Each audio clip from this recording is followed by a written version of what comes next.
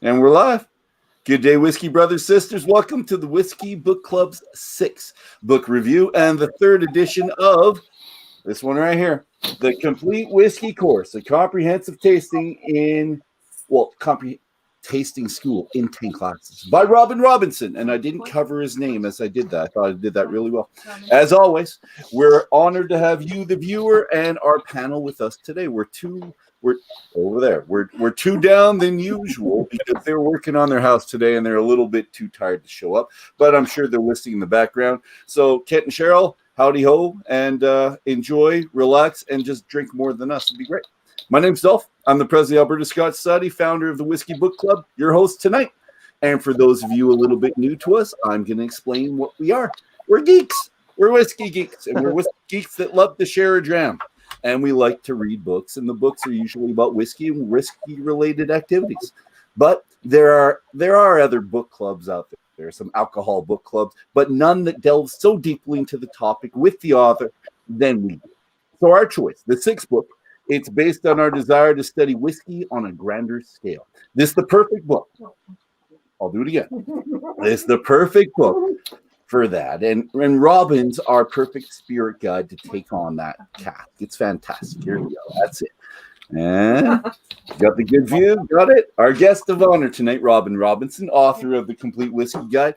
I'm gonna expound. He's done so much. So one, he created the Whiskey Smackdown series at the Astor Center in New York City, 2009. Still running today, although COVID things put that in a little bit of delay.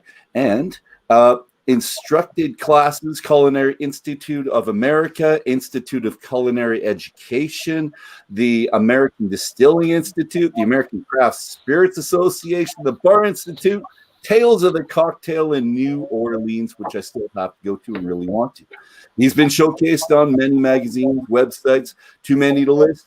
He's a one-man show at the Whiskey Festival circuit called The Story of Whiskey, which is essentially 60 minutes of stand-up and a whole bunch of drinking, and I'd love to see that one day, Robin. I really would. It's bad stand-up. 60 minutes of bad stand-up. I just want to make sure that was stand-up.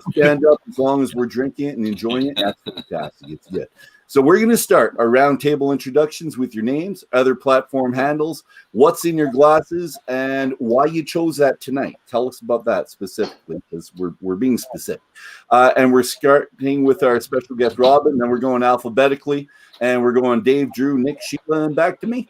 So you're up, sir. Hey guys, I happen to get like a sweet little care package of a bunch of samples here from some people I know in Canada.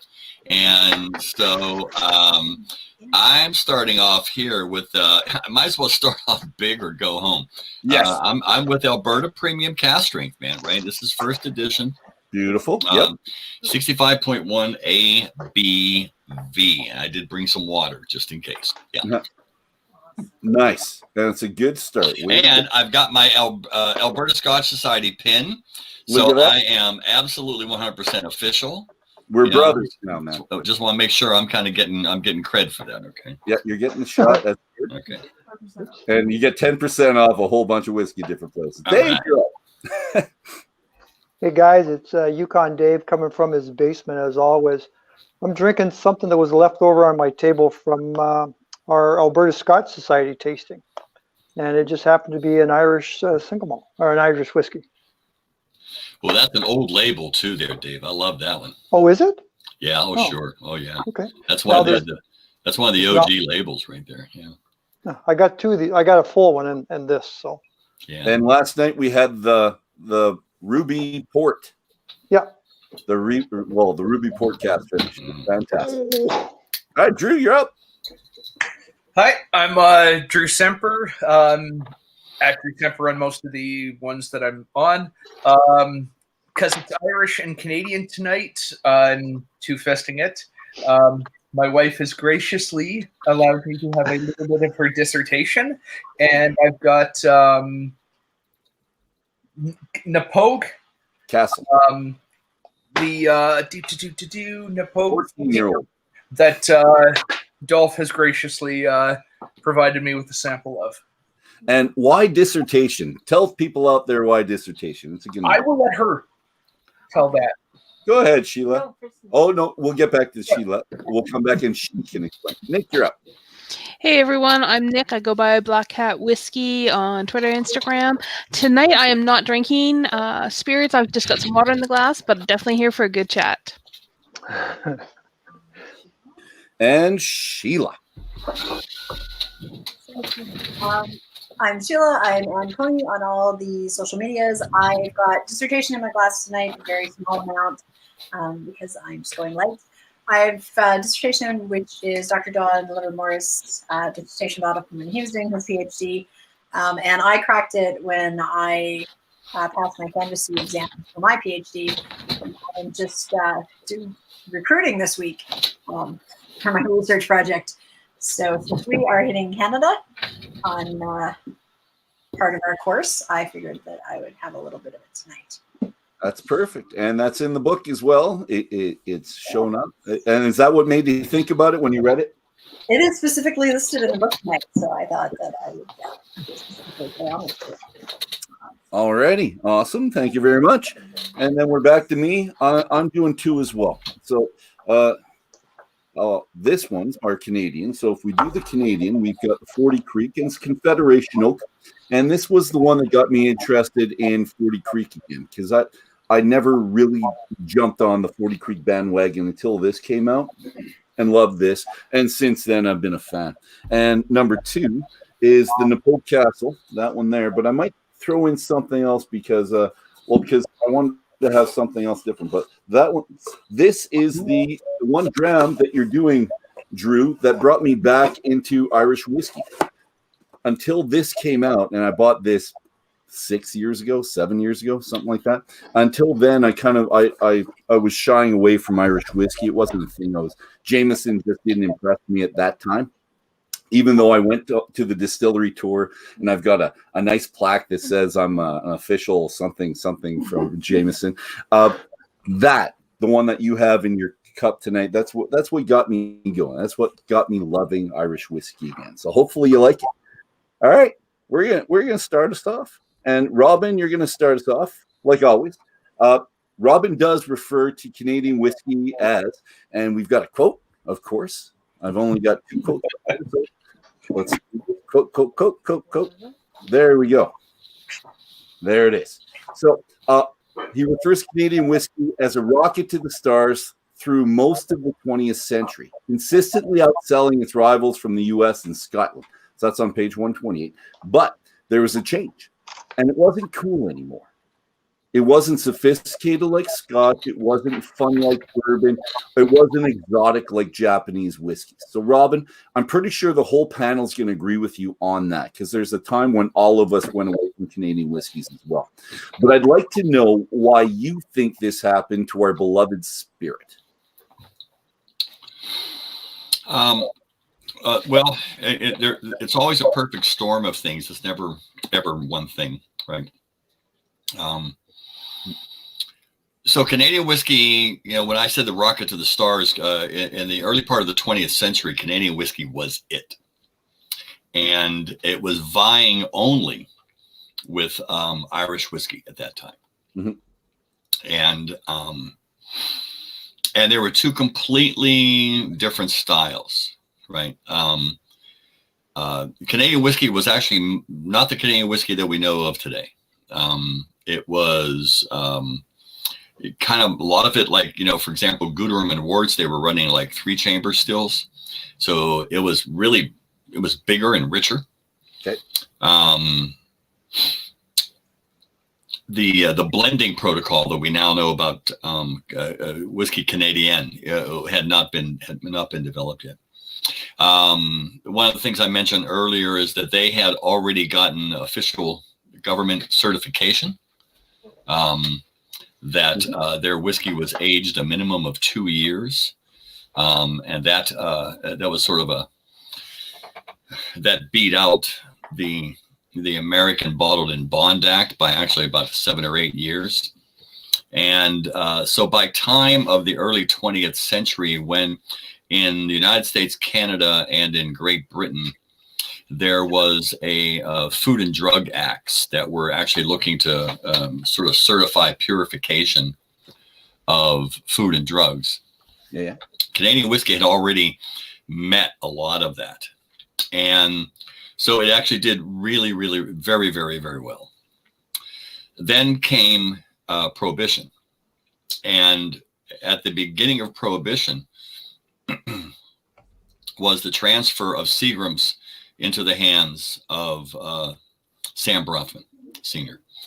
And that was the second coming of Canadian whiskey. And it was the dominant style in the United States, especially for 20, 30 years, for 20 years, or about 20 years. Then at the end of, and it was so dominant that when Prohibition was over and bourbon and all of the American whiskeys were released from bond, and of course owned by, Bronfman and Louis Rosenstiel, who was his arch rival from National. Okay. Those whiskeys came out in what would call a Canadian style, which was a lighter style. And by that time, Bronfman had started to really codify what became the Seagrams and then the Canadian style, which is blending overall, right? Separate distillations for each of the different grains. Yeah.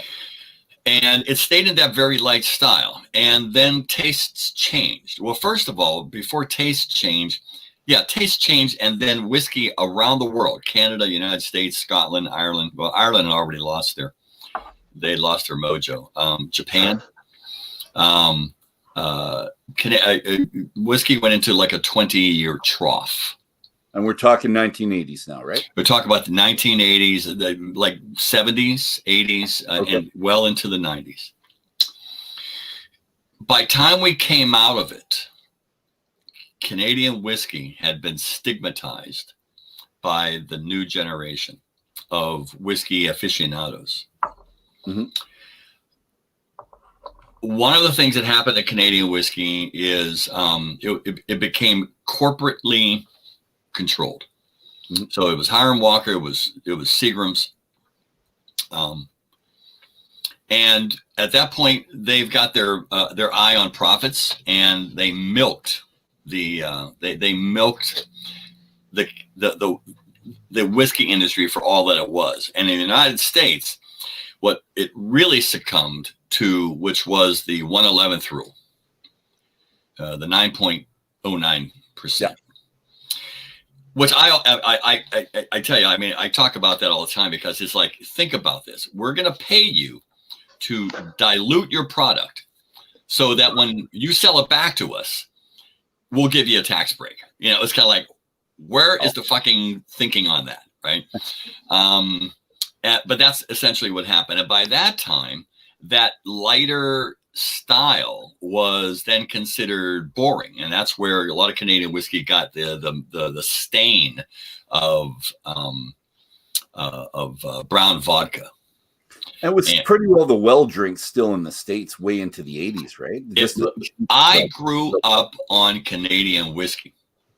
All right. So I lived in Pittsburgh, so all the northern industrial towns of the United States, the first whiskey, I was drinking VO, I was drinking Canadian Club, and the bartender, because, you're 17 years old and you sneak into the VFW hall, and they figure, well, okay, if you're ballsy enough to sneak in here to ask for a whiskey, I'll give you a whiskey. And so they would pour me like VO, and they would call it rye. So this is what I'm thinking rye is. I have no idea. Right. Yeah. No one knew what rye was. And then, shots of, I worked in the steel mills during the summer. I lived in a steel town. So, we invented the shot and beer, and the shot and beer was always a shot of VO and an Iron City beer. Okay. Yeah. One after another. And so that's what it became. And so, and it kind of stayed in that mindset. It was a mixer. You made Presbyterians with Canadian whiskey. And What's a you're laughing. Presbyterian? What's a Presbyterian? Ask any Protestant; they'll tell you it's watered down Protestantism. So essentially, a Presbyterian is a highball, Canadian whiskey on the rocks with ginger ale, and then watered down by seltzer, by soda. Really? Oh yeah. Oh, it's fantastic. It's a great fucking drink, right? Yeah. And then, then there it is. It's summertime wonderful. 7s and 7s, which were huge. By the time the whiskey renaissance happened, starting to pick up in the 90s, Canada had a stigma all over. There was nothing sexy. There was nothing exotic, nothing unique. The first whiskeys that really popped here in the States was the single malts. The whole new generation discovered single malt Scotch whiskeys, and then here came bourbon, and took off, and then just took over the entire thing. And Canada.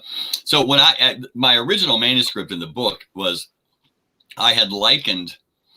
I said, so Canadian whiskey was like that poor soul that you see sitting in the bus station,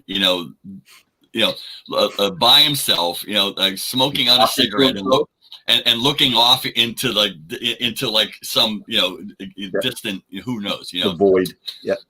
And then all of a sudden, years later, you go to a party, and it's a nice, lovely outdoor party, and there's a whole crowd of people around the punch table, and there's this one person in the middle of that, and that person is just like absolutely just like owning the crowd and everything like that, and that's Canadian whiskey, so in that time it had this thing, and then all of a sudden it becomes, oh yeah, this guy's got a personality and everyone loves him.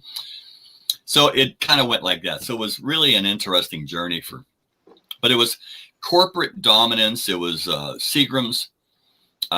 It was Howard Walker. They had overextended themselves. They had lost the mojo behind what whiskey was. Scotch whiskey in the mid 20th century was Canadian whiskey's blended Scotch. Was Canadian whiskey's alternative rival. And both of them, when you think about it, were the lighter style. They Four Roses was a blended whiskey. Seagram's was a blended whiskey, and they were blending with what? They were using neutral grain spirits, right? And Four Roses reinvented itself after Kirin bought it, and then came back full punch as the Four Roses bourbon that we know now, right? So they had completely lost, and I've got a fabulous old bottle downstairs of the old yellow label Four Roses when it was a blended whiskey that my dad, we used to come out of the liquor stores, and I was a little kid. I accompanied them liquor stores, and in Pennsylvania, they were state stores, so it was like the most grim Soviet-inspired looking places that you'd ever want to see in your life. And I used to think, why does my dad like coming here? And then outside there were kind of guys hanging out, bums and everything. And he goes, yeah, those guys are Four Roses guys, which meant they're completely straight up rot gut. So all of those things kind of came back and got revitalized, except for Canadian whiskey. Canadian whiskey remained, the bottom shelf jug brands.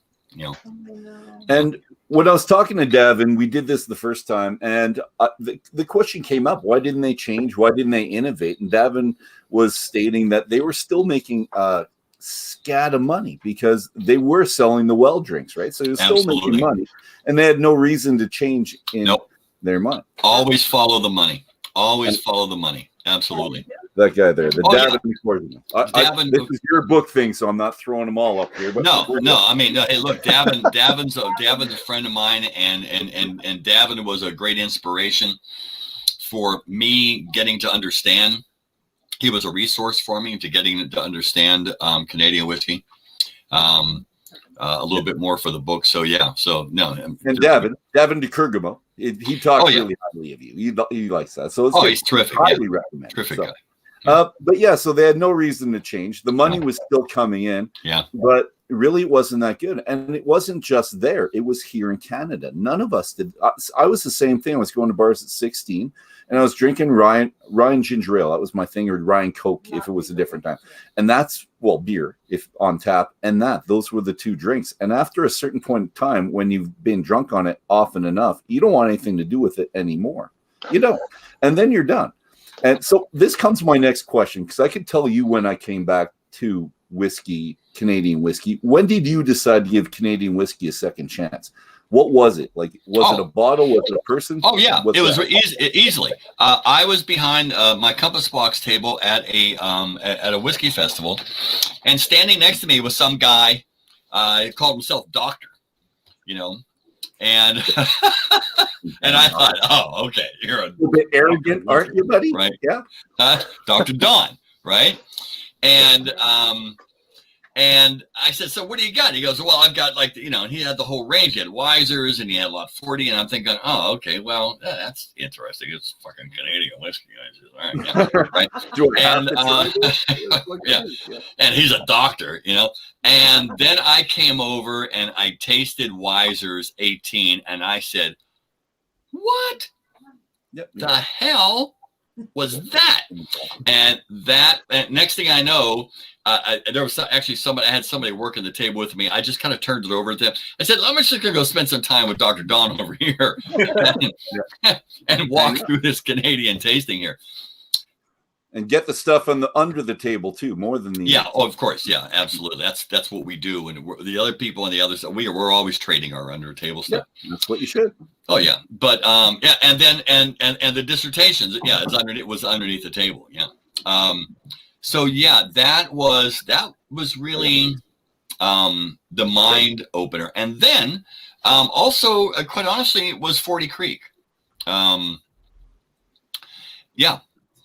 I met John Hall, and is a wonderful guy, very nice guy, very modest, very he was I had read an article about him originally, like in what was then Malt Advocate, wasn't Whiskey Advocate yet, and then I learned about the Canadian blending style. Yeah, and not only was it single grains, going through the entire process by themselves, but what he was doing was he was matching up the toast level of the barrels per grain.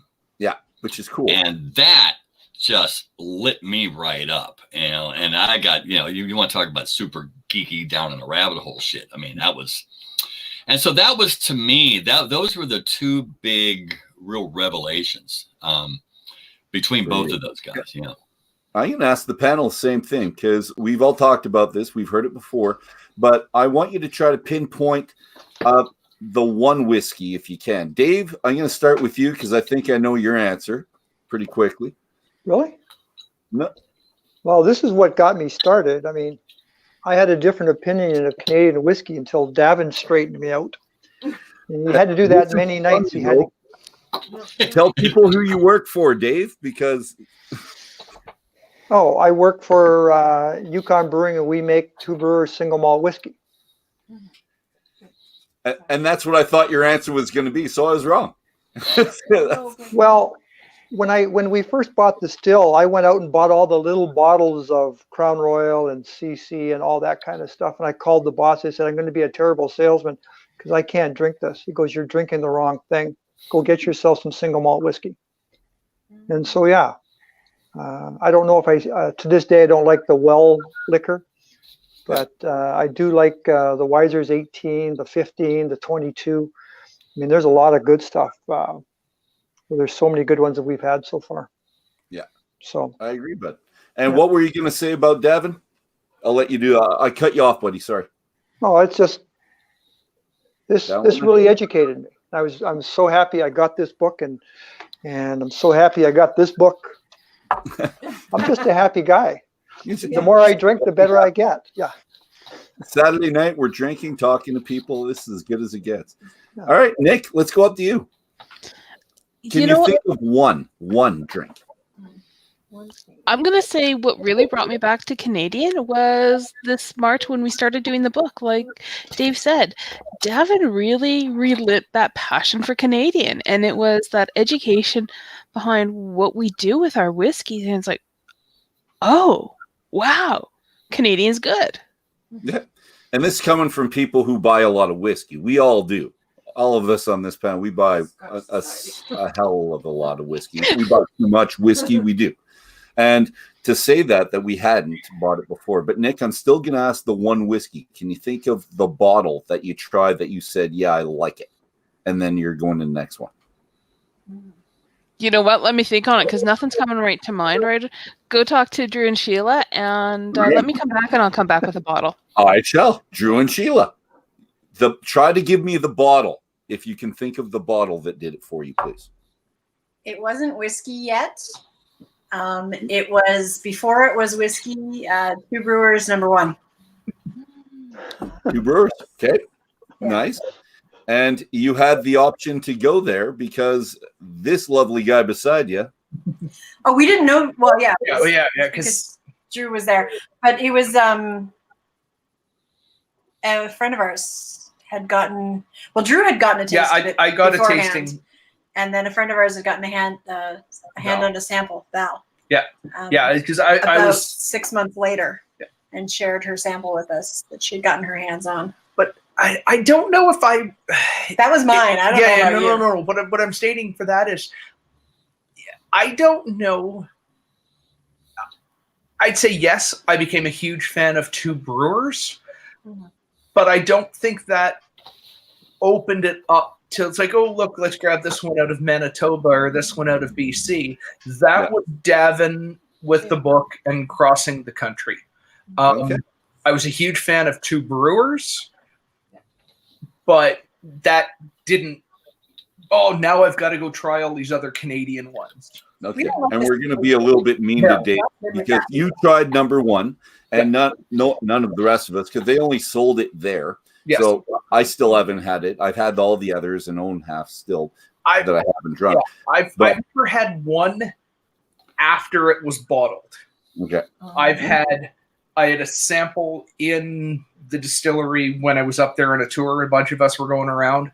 And then Valerie Bradshaw gave us some of hers, but I think it was 2 years and something. Yeah, it was 2 years something. It wasn't technically whiskey yet. Okay. And a lot of people didn't fall in love with Two Brewers until, and Kent, if he was here, he would have said number 7. He keeps telling us that's when he started liking it. And mine was the first time I met Dave when he did a presentation about 4 years ago. Yeah. And I can't remember the number. But my bottle was prior to Dave. And I showed you this tonight. I'm doing this because I thought, and this was the bottle. I saw the presentation came in. So the Confederation Oak, and it's not this one. It's the one in the box, the 150, kind of 150. Oh, that really got me into it. And from that point, I was trying a little bit more. There's the box right there. So that was the whiskey right there that got me back into the Canadian whiskey game. So that's good to know. Nice. Robin, you give. And you talked about it a little bit. You give the Canadian whiskey accolades for being in oak for 2 years. The first ones to do this in 1890. But I'm going to go back to one of our previous conversations about the taxman, because I'm wondering if it's one of two things. If that was a taxman thing that made them do it for 2 years, or do you think the large companies, the large companies forced the government to do this so that they can push out the little guys? So I'm wondering if it was because lots of tons of our tax dollars coming at that time was coming from alcohol, and they wanted more money, I'm sure. But I'm wondering if the companies themselves, the big three at the time, were convincing them to make everyone put it in barrels for 2 years because they could actually afford to do it, whereas other people couldn't. And they might have even already had the stock. Well, again, it's a perfect storm of things. There was also a competitive scenario going on at that time with Irish whiskey, with American whiskey, there was still competition, and since we're cousins with the same border right here, that probably had a lot to do with it. You're talking about money and government, right? And all of these, work interchangeably with each other. Yeah. It was interesting. Was not the Seagrams. Well, actually, the Seagrams themselves, the Seagram sons, Joseph's sons, had ambitions, and had governmental ambitions, and Sam Brofman as well, later on, a decade or so later, had governmental ambitions. So everybody's got ambitions, and when you're always making connections, and money powers politics, no matter, how there's no way getting around that. So yeah, I'm sure there was something in that actually spurred that, and when you look, that's the premise throughout my entire book, is you look under the covers in every Western society when it comes to whiskey, and the taxman's there somewhere, the government's there somewhere. So yeah, I don't know that we can really pinpoint it. But yeah, do large corporations get together and quote unquote lobby their government to actually pass tax laws that are more favorable to them? Yeah, I would say that kind of happens a lot. Yeah. So, yeah. Okay. No, and well, maybe on the conspiracy theorist type thing, thinking, they're all coming together. They want more money, and they want to squeeze the 50 other little guys out of there. It's not a conspiracy theory. Unfortunately, it's an unfortunate phenomenon, but money and power, go together. Yeah. And it has for 1,000 years. when you think about more than 1,000 years, it's the from Roman times, it's money and power. It's inextricable. And once an industry, a cottage industry, which is what whiskey was, hits a certain marker, it's going to get attention. And the taxman is always there. And then, the dance with the taxman is what allows the whiskey industry to grow. So, well, I like bringing this back to what you said. That was our first time that we said the taxman was one of the main ingredients as to what changes the world of whiskey. So that was good. I'm glad to bring it back. We're going to switch gears a little bit because we were in Canada. So that was lesson 5. Now we're going to lesson 6 from you. So we're Irish whiskey time now. And your introductory paragraph to Irish whiskey is a great overview of the downturn of U.S. whiskey, changing tastes, Canadian whiskey, corporate neglect. But the Irish whiskey, introduces the notion that their troubles were self-inflicted, was their fault, their problem, because their stubborn reluctance to change. Well, only one of them. It was a myriad of, again, a number of things, but one of them was their stubborn resistance to change. Yeah. Okay, I'll figure. We'll do this. So there's 3 factors that were not in their power. So Irish independence, right? Temperance movement, World War II. And can you point to one that was worse? Like, of those 3, is there something that really wiped it out, or is it just all 3 at that point? Yeah. So what had happened? For example, again, changing times, changing technology. At that number one. What sealed their fate before they even know it was the rejection of the coffee steel. Yeah. That was number one. And that was back, and I pointed out in my book, but I would recommend, if you really want to get into this, you can buy this on Amazon. It's called The Truths About Whiskey by John Jameson and Sons. Okay. And it's a 90-page trolling, right? A Victorian trolling, right? And think about Victorian trolling. So it's not like 140, character tweet. No. It's like a paragraph with 2 sentences and 7 thoughts that are actually held within. So, you really got to think about what they're doing here, right? So, but they blamed the coffee still for the breakup of the family, for the poisoning of their children, for the rape of their wives. I mean, they literally threw every a bit of society's ills on this false silent spirit that they called it. Coffee still was Irish as well, though, was it not? It was not Irish, right? It was patented in Ireland by Ennis Coffee. And I point this out in the book. It was a long line of 150 years of innovations that started in France in order to separate sugar from sugar beets. So it was an industrial technology in order to, what does distillation do? It separates things, right? Yeah. So it was all about continual separation.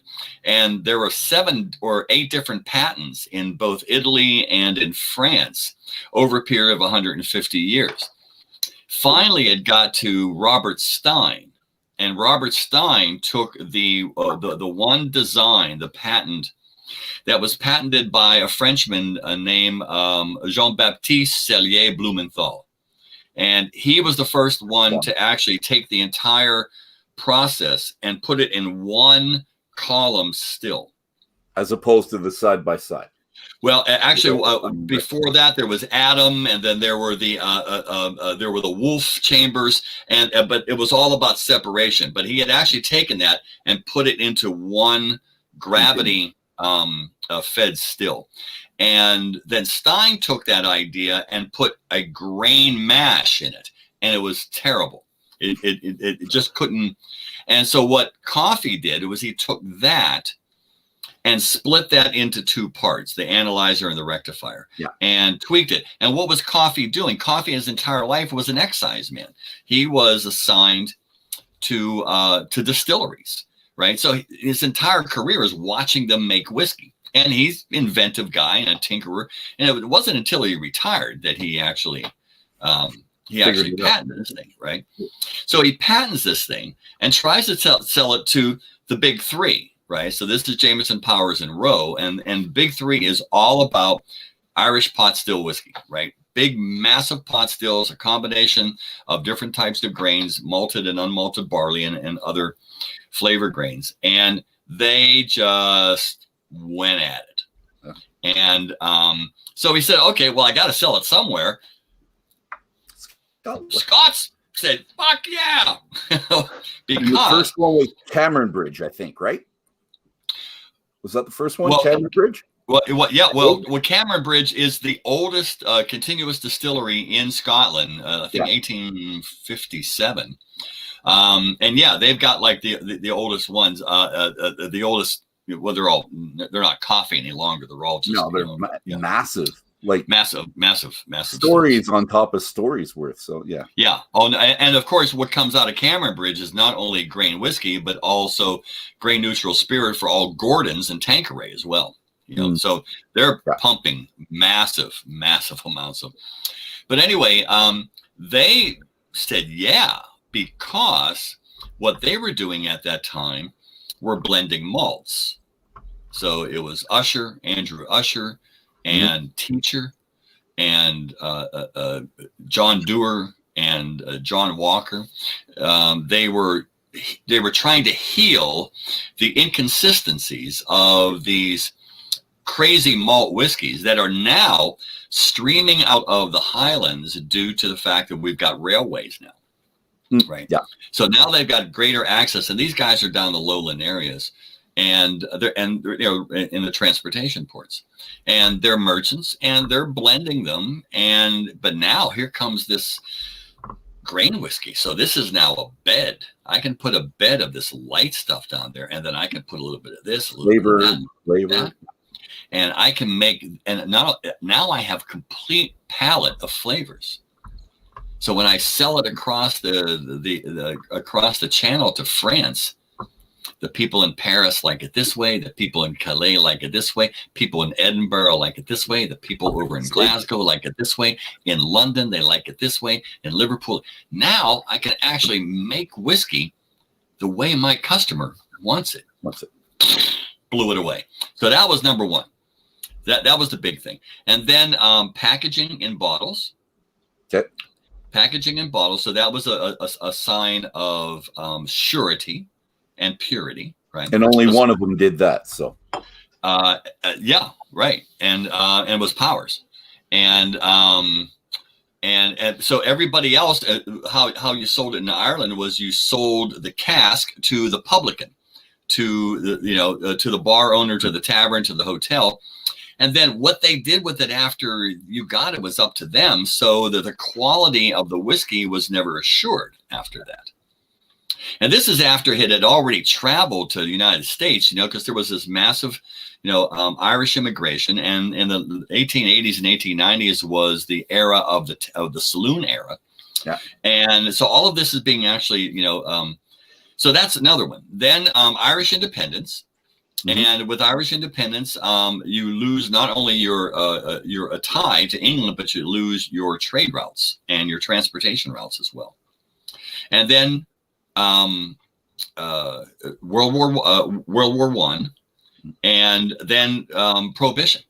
So and so during the wars, of course, all the barley is now being used for food and less to whiskey, and transportation is all messed up now as a result, and then Prohibition. And so it was all of that, and the reluctance to change, the self-inflicted wound, was the Irish. The dominant style was the Dublin style, and the Dublin style was that thick, grassy, spicy, rich pot still style that was falling out of favor, which I like, by the way. And they would not. I don't understand that. That's what I would have loved at that point. Well, yeah. I mean, now, what's the biggest vogue going on in Ireland right now? They're reviving the pot still style. Yeah. And to me right now, John's Lane, Powers John's Lane is maybe the closest thing that you're going to get to what it used to be. And this is Fiona O'Connor, who wrote the definitive book on Irish whiskey called A Glass Apart. I spent some time with him in Dublin, and he and I and a guy named Sergius Florides, there it is. Yeah, Sergius Florides, who is the editor of Irish Whiskey Magazine. We spent a night out in Dublin together, which was just fucking awesome. And that was our agreement that John's Lane, this is probably what it was, the closest to what it was probably like back then 125 years ago. Good. And Redbreast, how's that in there? Because it's one of my favorites, so I can picture Redbreast that right away. Yeah, so Redbreast is maybe is the oldest the oldest of the revival of the thing about Redbreast, which is really what I think inures it. I mean, which I think favors it to a lot of people, is that it is a sherry barreled whiskey. That was how Redbreast got its name. It was the original bottler, the bonder at that time, Gilby. They were also they were bonders of wine and sherry as well, and so they reused the sherry casks, and the Redbreast, the original Redbreast, came from John Jameson or the William Jameson distillery, and they would rack them in their own. What you do is typically everybody was together in an area called the Liberties in Dublin, and you just had guys who would just roll barrels over to the distillery and fill them up, and then they'd roll them back. And so you can just imagine what street life was like back then. Right? Out of my way! Yeah, the barrel. And so Gilby's had all these barrels, and there was already a guy named Sanderson who created the original VAT 69 in Scotland, who had already written down the difference in flavor of Scotch whiskeys when aged in sherry barrels. So at that point, it was, before it was opportunistic. If you had them, you had them. If you didn't, you didn't. But now somebody had kind of written it down, and then Gilby said, okay, well, that's actually pretty cool. So that's what we're going to do. And the result was an 8 to 10-year-old whiskey that was the color red, and therefore the word, redbreast, Robin Redbreast. And so that, again, went away for many, many, many years, and it was revived back again with the formation of Irish Distillers, IDL. Okay. And that wasn't until the 1980s when all of the operations of all the whiskeys, except for Bushmills, were consolidated in Cork at the new Middleton distillery that Pernod Ricard had built for them. And Pernod Ricard actually saved Irish whiskey and Canadian whiskey. Okay. Well, because JP Weiser's here. Who owns 40 Creek? That's not Ricard. That's is it? Yeah. Okay. Yeah, it's all done in Hiram Walker. Hiram Walker is owned by Pernod Ricard, and then it just like in the liquor industry, that's how it's still a gangster's business. I own that. You got Corby, the Corby portfolio that either is licensed or leased, or I don't know what the relationship is, and that's the Lot 40 and Pike Creek and Gooderham and Warts and things like that. And then Canadian Club, which was the original Hiram Walker whiskey, is made there, but it's owned by Beam Suntory. So they contract them to make it for Beam Suntory. Okay. Yeah. So it's gangster. It's one hand's washing the other. Yeah, it's the liquor industry, But so the Irish whiskey was decimated. Ireland had forgotten that they made whiskey. That they were actually a country of beer drinkers, and the biggest. My forefathers. Like what? My forefathers, all beer drinkers and potato. Yeah. Well, the transition for Irish whiskey was again, so the Irish Distillers Limited was created by the Irish government. The Irish government actually had to step in and save the industry because they saw a part of their heritage that was actually just drifting away. Okay. And they consolidated Powers and Jameson, and they had Bushmills in there. Bushmills joined a couple years later, and they were consolidated down in Middleton with Bushmills still operating up there, but operating as the IDL. Pernod Ricard, which had a minority investment in that and bought the whole operation, sold off Bushmills to Diageo, or actually to Grand Metropolitan, which wasn't Diageo yet. Yeah. And then they later on sold that off to Cuervo, Proximo Cuervo, so Bushmills is now owned by Proximo Cuervo. And down in Middleton,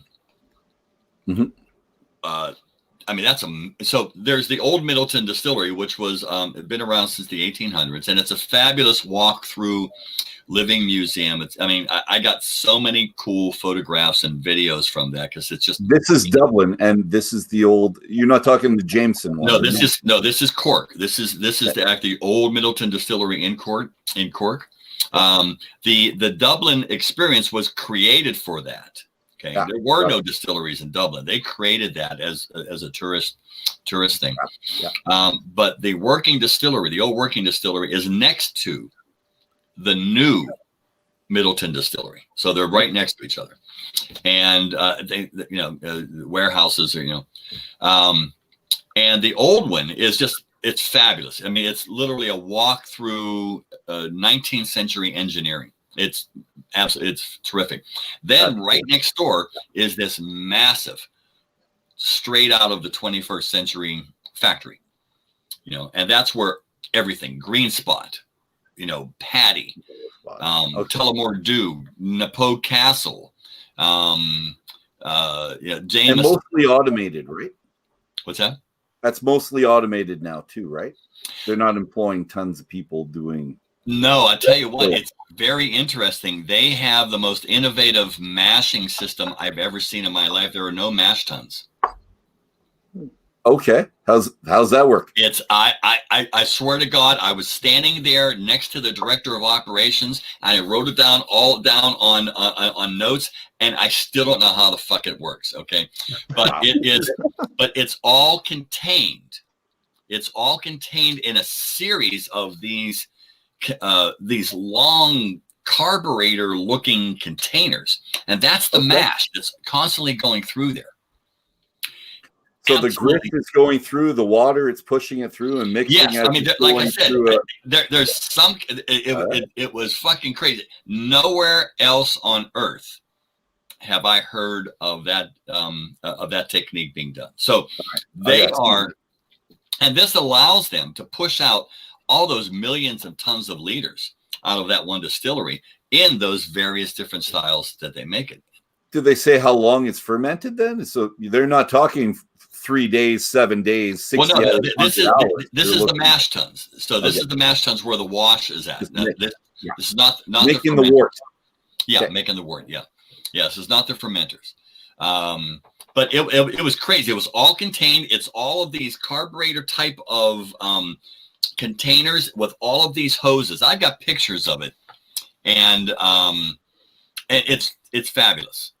And I've never seen anything else like this before. Or since. Okay. But so that allows them to make this entire and phenomenal range of, and they're also now reviving finally the art of cooperage. The art of cooperage, the craft of cooperage had been lost in Ireland. That's how long that they were without making whiskey. That original Napoe Castle. So the Napoe Castle's got an interesting backstory because that castle. So Napoe means Hill of the Kisses. Yeah.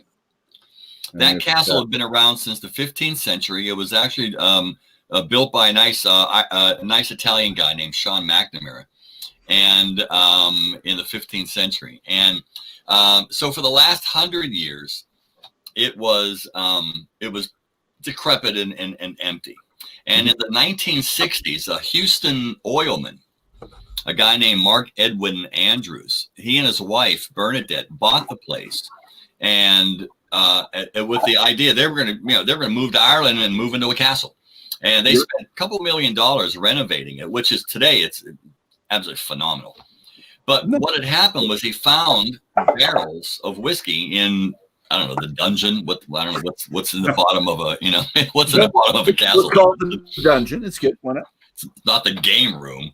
And and so and that whiskey was surmised to have been distilled at the old B. Daly distillery in Offaly, which is what eventually became Tullamore Dew. Okay. And that whiskey that they found there was distilled in 1951. It just said Irish whiskey. So the big question is, like, what were they? Because no one really knew what Irish whiskey was back then. The Dublin style was primarily pot still, but single malt and then single malt and grain blend was actually pretty common. Right. So no one really knew what was in there. Okay. But it was distilled in 1951 and they bottled it in 1986. So it made it at that point the oldest Irish whiskey in existence. And it's the original 1951 Napoe Castle. And then Andrew's son, Mark Jr., started Castle Imports. And then they started going to Cooley. Okay. And then Middleton to have it contract distilled according to their spec. Okay. And that's where it's coming from right now. So it's a sourced whiskey. There's no Napoe Castle distillery, and there's not going to be. There's so it's a brand, and so now it's now they do a whole range of things right now. But the original, there's still bottles out on the internet, and to me, I'd buy one of those over Pappy Van Winkle in a minute, because that is that's some real shit there, History in a bottle. Yeah. All right. That's fantastic. And I got to thank you too, because I used a lot of your information from the book in my tasting last night, because we had a port finish tasting, and yeah, mine was Tyrconnell, and I talked about Cooley, and I'm not going to say too much about it because maybe I'll come back to it in a second if we have enough time. But I'm going to ask the panel to talk about the distillery that kind of raised their interest the most. And we talked about this before. They all picked one, and let's start with Nick. Let's go, Nick, first. You. Reading the book, what caught my interest was Pierce Lyons, and it was the picture of the distillery, and it's this beautiful old church in a Gothic revival design, and you see it in the book. Actually, let me see if I can find the picture here, and it's got this gorgeous glass steeple. Actually, Nick, it's not Gothic revival; it's actual Gothic. Well, no, it's 1959 to 1960 is classified Gothic revival. No, that's a 16th century cathedral. Okay. Yeah. Wow. Cool. Because I was reading through on the website, and they kept referring to it being Gothic revival, 1859 to 1860, for the original church designed for St. James. Yeah.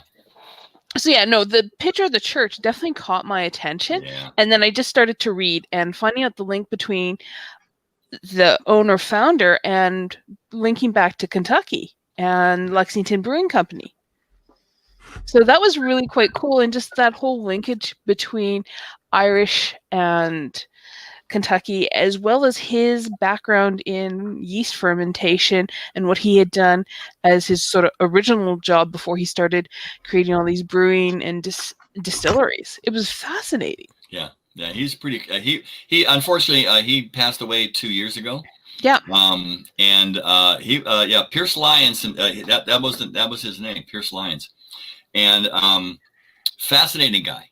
And yeah, it was actually animal husbandry. It was yeast and animal and livestock feed. That was the original Alltech. That was the name of the Alltech. And then they started making bourbon. Yeah. Well, that's where the money was. He was actually the first one to start brewing craft beer in Kentucky. Yep. And he started that whole craft beer revival in Kentucky, and it just started to blow up for him. That was fascinating. Oh yeah, yeah, cool guy. Very, very cool guy. Very innovative. Smart too. All right, Dave. Yo, me? Yeah, you're up, bud. All right. I found them all to be really interesting. I'd like to try them all. Oh yeah. But I kind of got lazy and I went with Jameson, just because I found this in a liquor store on the Saskatchewan side of Lloydminster, and it was like $30, and it's the fancy wire basket and the damn thing. The whole package. That's really cool. Yeah, the damn thing opens up and all the bottles come out. And I haven't had anybody come over to my house lately that I could show it off. So you guys are kind of the first. So in there, like, it was just cool reading the history of it. One of the things I found really interesting about Jameson was that he actually figured out that different barley tasted came through as different flavors in his whiskey. So he ended up every year he would give barley seeds to the local farmers to grow the barley that he wanted to buy. So I found that really interesting, how he kind of looked forward at keeping his supply of what he wanted going. So on my little package here, we've got the standard Jameson. They got the black barrel, which is basically a ex-bourbon barrel that's been charred a second time. Okay. But this one also has a little bit of sherry. I've read a couple of places where they say there's some sherry influence in this. And then the last ones that really got me to buy this was it's done in a stout cask. So it had whiskey in it. Then it went over to the Franciscan Well Brewery, who they just happened to meet. What's going on? That's cool. And I can see the stout being a thing for you. You're a beer. Yeah, it was interesting, but it doesn't taste like a stout. It actually has a black licorice smell to it and a black licorice taste. Okay. And cool. The black barrel, the double charred barrels, smells really oily, and it's got a little heavier mouthfeel. I think I like the Black Barrel the best. Excellent. Thank you very much. Plus the cool dispenser here. That is some of the coolest packaging I've seen. Hudson Whiskey used to do something like that here in New York. They actually had 4 bottles in like one of those old milk containers, that, like a wire milk container like that. That would be cool. All right, nice. See, we're guys that like pretty things, right? So we're drawn towards pretty things, pretty cool things. We do. I do. I spend too much on stuff like that. And maybe the gals get sucked into it too. I don't think Nick's a little bit smarter than me in these cases. I just go for the pretty looks, and she goes for the content. Sheila, are you talking, or is it Drew talking tonight? Both, but Well, it was going to be Drew.